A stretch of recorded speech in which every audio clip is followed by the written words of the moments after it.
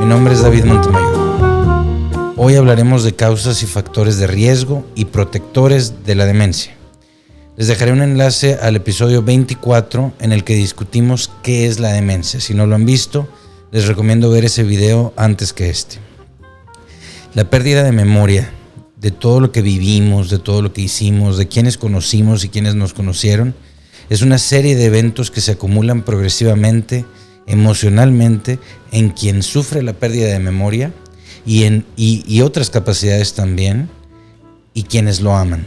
Esta situación exige de cualquier persona quien lidie con pacientes la mayor empatía y consideración. Los dos factores de riesgo más importantes para el desarrollo de enfermedad de Alzheimer, la cual es una de las principales causas de demencia, son el tener familiares con esta enfermedad y la edad.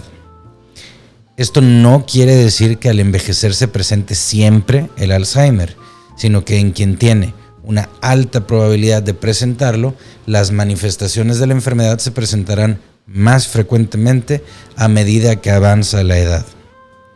Aquí hay que aclarar la diferencia. Es sencilla. La edad no es causa de la demencia, no ocasiona el Alzheimer. En quien tiene un alto riesgo de presentarla, la probabilidad de tener manifestaciones aumenta con el paso de los años. Sigamos hablando de los factores de riesgo.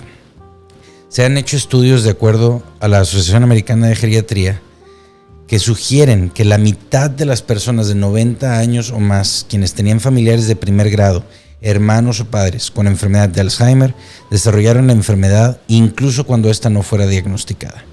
Esto resalta fuertemente la importancia de conocer los síntomas tempranos y de tener un alto índice de sospecha en quienes tienen factores de riesgo para intentar prevenir y facilitar la mayor calidad de vida posible. Existen formas familiares muy poco frecuentes que corresponden a menos del 1% de las personas con enfermedad de Alzheimer, quienes tienen mutaciones en uno de 3 diferentes genes. Pero no volvamos demasiado técnico el video. La intención del video es entender cuáles son los factores de riesgo y cómo disminuirlos, aquellos que son modificables, para mejorar la calidad de vida. La mayor parte de los casos de enfermedad de Alzheimer comienzan tarde en la vida y en estos casos las mutaciones en un gen contenido en el cromosoma 19 pueden influir en el riesgo. Básicamente existen 4 alelos conocidos como epsilon 2, 3 y 4. El epsilon 2 se considera como uno protector, el 3 como uno neutral y el epsilon 4 tiene un mayor riesgo de tener la enfermedad de Alzheimer que la población general.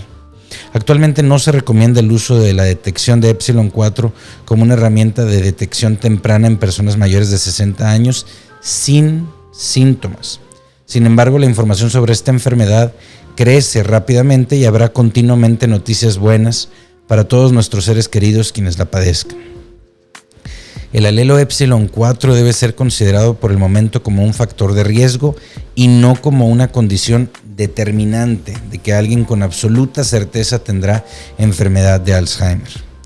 Recordemos que el tema de hoy es causas de la demencia. Una de las demencias más comunes es la enfermedad de Alzheimer y una de sus causas son estas mutaciones. Aunque se vuelve sobremanera técnico el video, es importante mencionarlas. No entraré en mayor detalle en este video, pero sí lo veremos a más profundidad en los cursos. Les dejo un enlace en la descripción. Otras causas importantes de deterioro cognitivo, y aquí es importante mencionar que el deterioro cognitivo es una pérdida en capacidades mentales para interactuar con el mundo externo, y esta disminución en capacidades mentales puede suceder en diferentes niveles, es decir, el deterioro cognitivo es una disminución para lograr actividades que queremos tener y que hemos tenido regularmente a lo largo de nuestra vida en diferentes niveles. Otras causas importantes del deterioro cognitivo, de nuevo, son el aislamiento social y la soledad, los cuales son factores de riesgo independientes para el desarrollo de demencia a largo plazo. Aquí es importante mencionar que el contacto social activo y activa también y aumenta la capacidad cognitiva.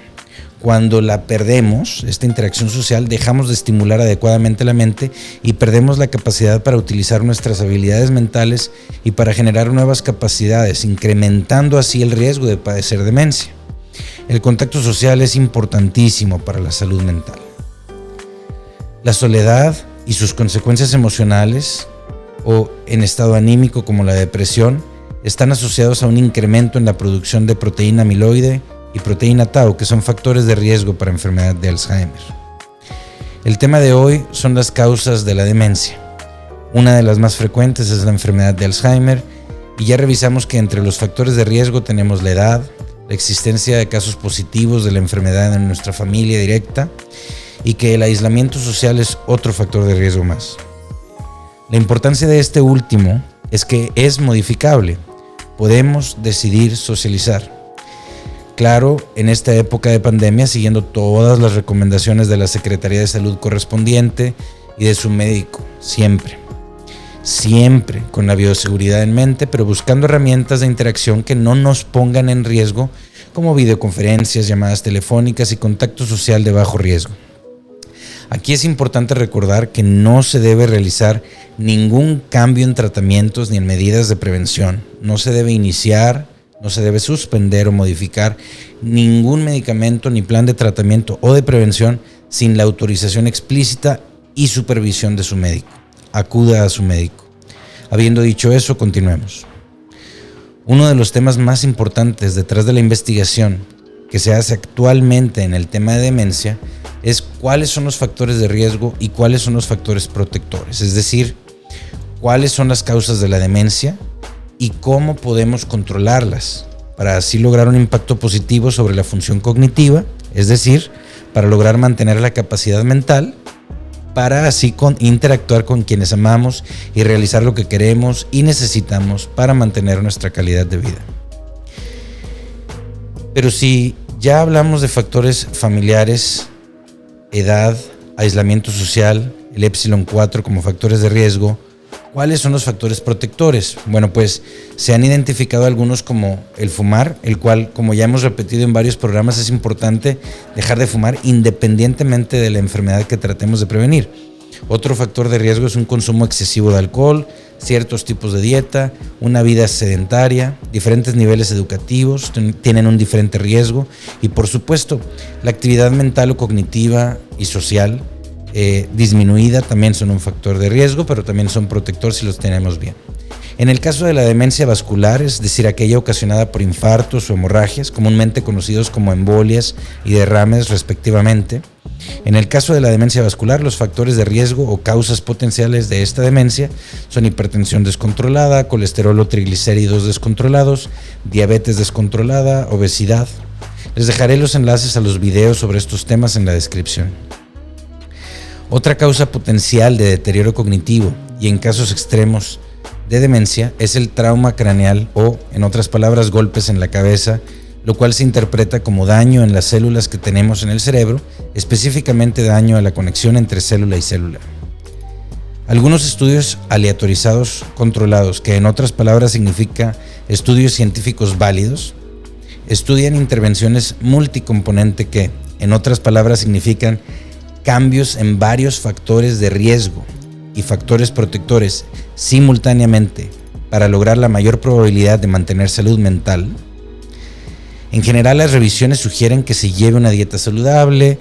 Una de las recomendaciones es la dieta mediterránea, que se realice ejercicio aeróbico dentro de los parámetros recomendados por su médico hasta lograr, de ser posible, la recomendación de 150 minutos semanales en 5 sesiones, es decir, 30 minutos diarios, 5 días a la semana. Además de dieta y ejercicio, otras modificaciones protectoras sería entrenamiento cognitivo, del cual hablaremos en los siguientes episodios, evaluación regular del riesgo vascular, y todo esto con la intención de perpetuar la función mental. Este es un tema complejo, pero es vital.